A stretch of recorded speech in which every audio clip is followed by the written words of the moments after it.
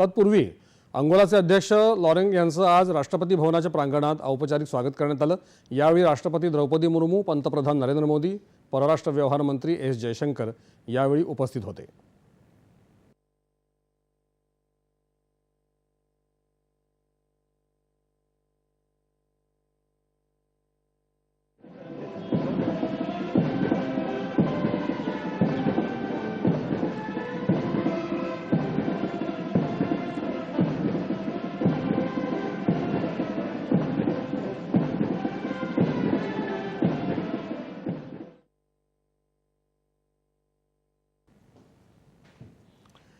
अंगोलाच्या अध्यक्षांचा 38 वर्षांनंतरचा हा पहिला भारत दौरा असून हा अंगोलासाठी एक महत्त्वाचा क्षण आहे, असं अध्यक्षांनी यावेळी माध्यमांशी बोलताना सांगितलं।